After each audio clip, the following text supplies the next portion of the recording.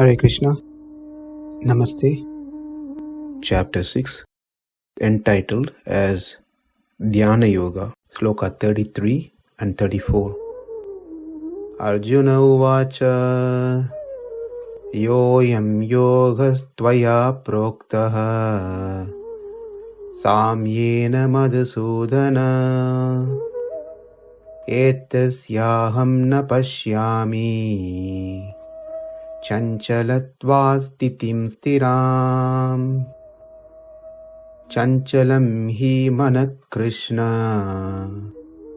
pramāthi balavad dṛḍham tasyāhaṁ nigrahaṁ manye vāyor su-duṣkaram.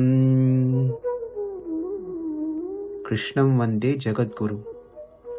But for me to apply these in practice seems total impossible task. You can do it. You are free of karma, but I am full of karma.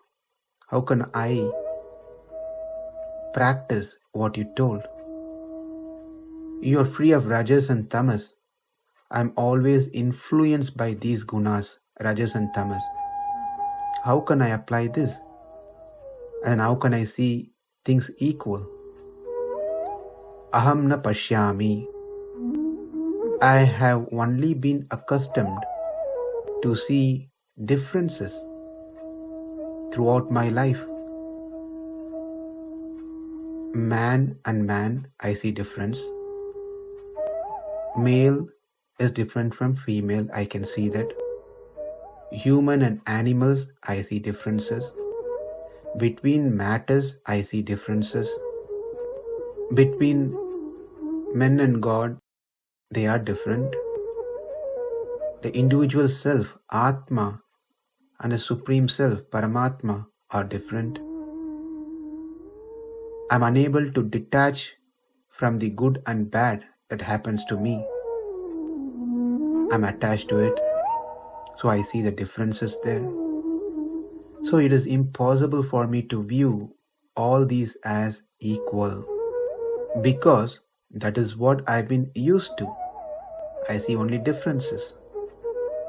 Number one, you shouldn't have created this world with differences. The world is full of differences only, whatever we see. Or the mind should be under my control. That is also not the case. Case 1, the world is full of differences. Case 2, my mind is not under my control. So how am I going to see everyone equally? How am I going to practice what you said to control the mind? The mind is fickle, does not stay steady even in matters that I deal every day. I deal with a matter now. While I'm dealing with that matter, my mind is already jumping to another matter.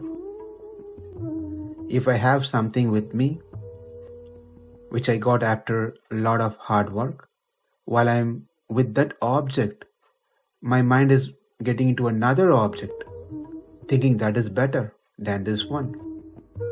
And this happens on the material plane. Then what to speak of Atma? To focus on Atma, when I can't even focus myself on matters, how am I going to focus on Atma, which is spirit? If you had told Atma looks like a man or a cow or a clay pot, it would have been somewhat easy for me to focus on Atma. But you are saying the Atma is none of these things. It is not made of any of these 5 elements: earth, water, air, fire, ether. It is spirit. It is full of jnana. Jnanakara is jnana, knowledge. How am I going to understand such things which I cannot perceive like the other things?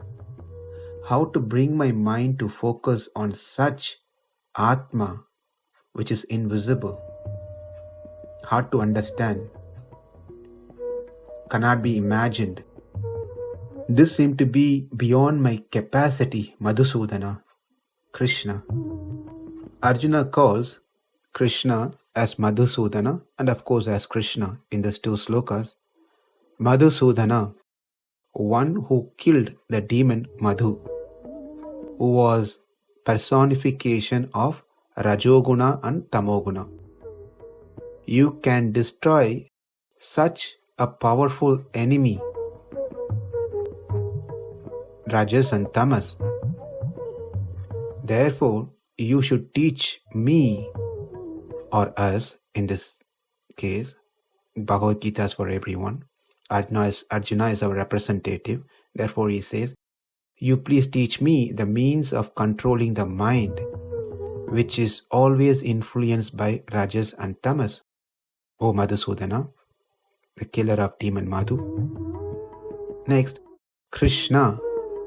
Kṛṣṇa has many meanings. One of the meaning is one who gives pleasure to Mother Earth by killing these demons like Madhu and so forth. Likewise, please help me to control my mind. Tell me a solution.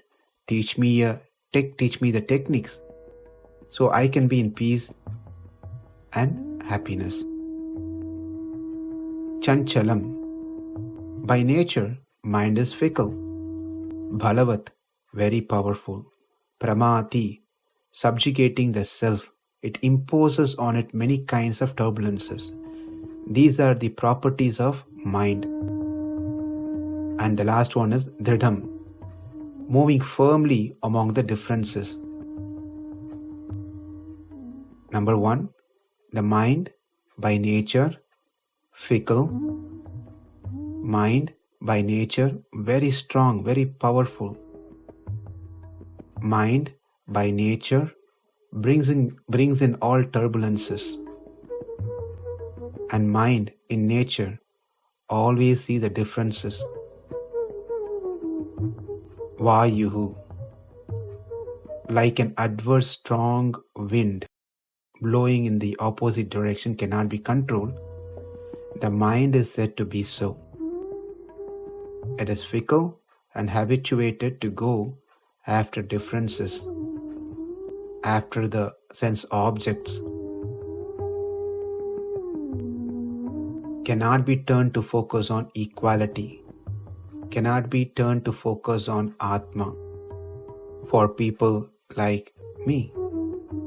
It has been stated in texts, Vedic texts, that the ocean can be drunk and full.